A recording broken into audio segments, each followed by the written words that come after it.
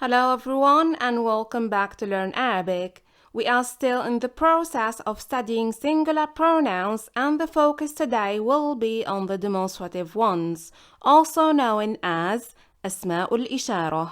So let's get started. First thing first, let me remind you that just like any pronoun, أسماء الإشارة fall under the category of الاسم in the Arabic language and are considered as definite nouns. So we are definitely still within the limits of the part of speech الاسم. Now, terminology-wise, أسماء الإشارة is the plural form of a demonstrative pronoun. What about the singular form?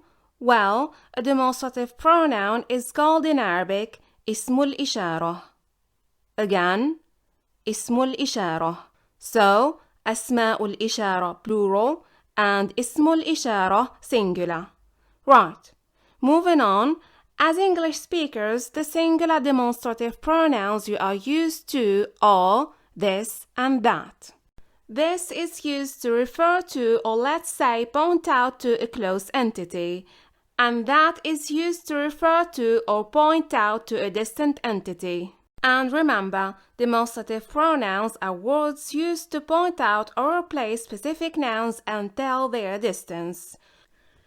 And on a side note, please, I would like to inform you that I'm not going to discuss the difference between a demonstrative pronoun and a demonstrative adjective at this stage, simply because we will save it to the second part of this lesson. So again, a demonstrative pronoun is a word used to replace or point out a person, place, thing, or idea. And the thing with demonstrative pronouns is that they are typically deictic, i.e. their meaning depends on a particular frame or reference and cannot be understood without a context. Right, so that was a glimpse of singular English demonstrative pronouns. Now let's see how things are done in Arabic, shall we? So these are the English demonstratives. Let's discover their Arabic analogues. And here you can see that each demonstrative double it up, or let's say have two equivalents. How come? Let's see. I'm going to keep things as simple as possible. Since a demonstrative pronoun is a noun used to replace or point out a person, place, thing, or idea, which also are nothing but nouns, and since every noun in Arabic must be either feminine or masculine, accordingly, demonstrative pronouns have to follow the rule. How? By matching the noun pointed to in terms of gender. The demonstrative pronoun used to point out a feminine noun has to be feminine, and the demonstrative pronoun used to point out a masculine noun has to be masculine. And this is true for the proximal and the distal demonstrative pronouns on an equal footing. Hence, 2 became 4. Now, what a better way to get the hang of these new demonstrative pronouns than a couple of examples. But most of all, let me read these first. Have a listen, please. هذا, هذه, ذلك, تلك. One more time. هذا, هذه, ذلك, تلك. The reason why I want you to pay extra attention is that in the first 3 out of these 4, the pronunciation differs from what's written. Again, هذا, هذه, ذلك. And in this regard, a detailed explanation of the reason behind this difference between the spelling and the pronunciation will be provided in the last part of this lesson. For the time being, let's only focus on the pronunciation and the examples to make sure that your efforts and concentration stay channeled. One more time, please. From right to left. هذا, هذه, ذلك, تلك. Let's start with the proximal demonstrative pronouns. We do call these أسماء الإشارة للقريب. Again, أسماء الإشارة للقريب. And the singular form is اسم الإشارة للقريب. اسم الإشارة obviously means demonstrative pronoun, and للقريب means for close or for near. So again, How do we call it, please? I know it's a mouthful. اسم الإشارة للقريب. And when it comes to أسماء الإشارة للقريب, we have two options. هذا is the masculine demonstrative pronoun used to point out to something masculine near in time or distance. And هذه is the feminine demonstrative pronoun used to point out to something feminine near in time or distance. Now let's take a look at these pictures, shall we? Since the book and the apple are placed close to the pointing hand, we can say, this is a book and this is an apple. The book in Arabic is called kitabun and it is a masculine noun. How come? Remember, every noun in Arabic is masculine until it is proved to be feminine. How? By falling under one of the 5 categories of feminine nouns. And the word kitabun does not, so it is definitely a masculine noun. I will link the nouns gender lesson up for an easy access just in case you need it. As for the apple, it is called تفاحة. Again, تفاحة, and it is definitely a feminine noun since it ends with دا مربوطة. So, to point out to these two nouns, the first one will need a masculine demonstrative pronoun and the second, of course, a feminine demonstrative pronoun, resulting in هذا كتاب, هذه تفاحة. Again, هذا كتاب, هذه تفاحة.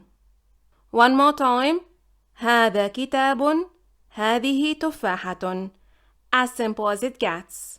Moving on to the distal demonstrative pronouns, also known as أسماء الإشارة للبعيد. Again, أسماء الإشارة للبعيد. للبعيد means for distant, and the singular form is called اسم الإشارة للبعيد. One more time, اسم الإشارة للبعيد. And given that ذلك is the masculine demonstrative pronoun which refers to something masculine far in time or distance, this leaves us with Delica as the feminine demonstrative pronoun that points out something feminine far in time or distance. Okay, just like the first two, let's delve into the examples. We are going to keep the same words and play only on the distance. If the apple and the book are remote for me or the speaker, we will have to change the previous sentences into ذلك كتاب, تلك تفاحة.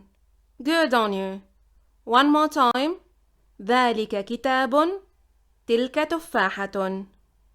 Which means that ذلك is the substitute for هذا and تلك is the substitute for هذه. So, ذلك كتاب, تلك تفاحة. I think you've got the hang of it. Right, now let's put all of today's examples next to each other and take a close look.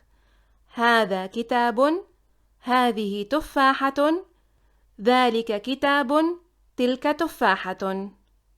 I think that there is no need to tell you that all of these are nominal sentences, isn't it?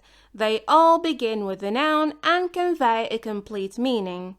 Now, in each one of these nominal sentences, the demonstrative pronoun, i.e. اسم الإشارة, is the subject and the other word is the predicate. So far, so good. Now the thing is that it is high time to shed the light upon two main points that I kept pushing back on purpose, so it would be really appreciated if you pay extra attention. Number 1, just like personal pronouns, these singular demonstrative pronouns didn't inflect when they played the role of the subject within the sentence, i.e. they didn't take the nominative case, which means that they are مبنية. Well done. So we can confidently say that أسماء الإشارة للمفرد مبنية. Again, أسماء الإشارة للمفرد مبنية. And by the way, للمفرد means for singular. So, one more time. أسماء الإشارة للمفرد مبنية. which means that no matter what their position or function is within the sentence, they will always remain as is. I think you've got this new concept down pat since we already discussed it a couple of times, so we can easily move on to number 2. Number 2, as English speakers, you are used to two different types of demonstratives: demonstrative pronouns and demonstrative adjectives. The first one identifies someone or something, and the second describes a noun. However, things in Arabic are slightly different. Let me explain. In fact, there is no such distinction in Arabic, which means that both demonstrative pronouns and adjectives are called asma'ul ishara.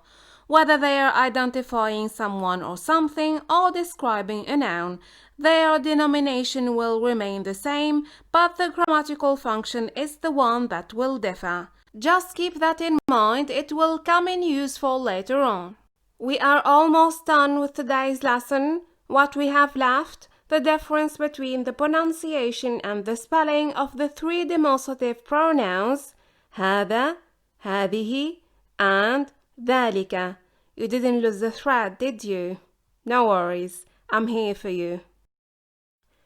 Starting with Hada and Hadihi, since these two are governed by the same rule.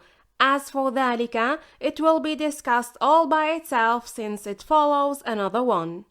Right. Hada and Hadihi, everyone, are actually compound words. Ha is a particle. As for the and the, they represent the most basic form of demonstrative pronouns used in classical Arabic and in modern standard Arabic as well, but not as often as the compound form Hada and Hadihi. The basic form is rarely used aloof nowadays. That's why we are focusing on the compound form. That's on one hand. On the other, the particle ha is known as ha-ut-tanbih. And at-tanbih means making somebody aware of something, or let's say drawing someone's attention, which justifies the fact that this particle is also known as the particle of alert, since it is used to make the reader/listener pay more attention to an important piece of information. And it also justifies why it was combined with the basic form of demonstrative pronouns in a bid to drawing extra attention. Now, as you can see or hear, when I say Hada, Hadihi, I'm definitely pronouncing the alif of ha-ut-tanbih by elongating the sound of the letter ha in both examples. However, it is only pronounced but not written, and that is simply due to one of the spelling rules of the alif of ha-ut-tanbih. These rules govern when this alif should be written and when it should be omitted. In the case of Hada and Hadihi, it should be omitted. And even though these rules should be studied at an advanced level, I couldn't just pass by without shedding the light upon the difference between the pronunciation and the spelling of these demonstratives. So by and large, due to a specific spelling rule, you will have to elongate the sound of al-ha'ul maftuha at the beginning of Hada and Hadihi while making sure to omit the written form of this alif. Brilliant! We still have another one to go, and that is Delica. And here it is another story, because we are omitting the alif of the basic demonstrative pronoun the script-wise, while still pronouncing it by elongating the sound of the letter dal. Now, I have to admit that breaking down the entire composition of this particular demonstrative pronoun will be overwhelming at this early stage.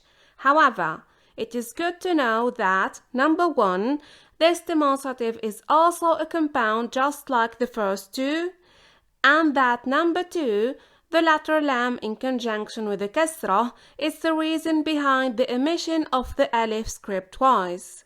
This particular lam is called lamul ba'd, and al-ba'd means distance. Other teachers might call it the lam of distance, so don't be confused. So again, The alif of the demonstrative pronoun Delica has been omitted script-wise due to the presence of the lam of distance, but make sure to elongate the sound of the letter dal. Delica. And yes, just in case you are wondering, there are several types of the letter lam in the Arabic language that we will study in due course. I knew you'd ask. Well done, everyone! You have made it to the end of today's lesson. Thank you so much for stopping by and see you next time. أراكم لاحقاً.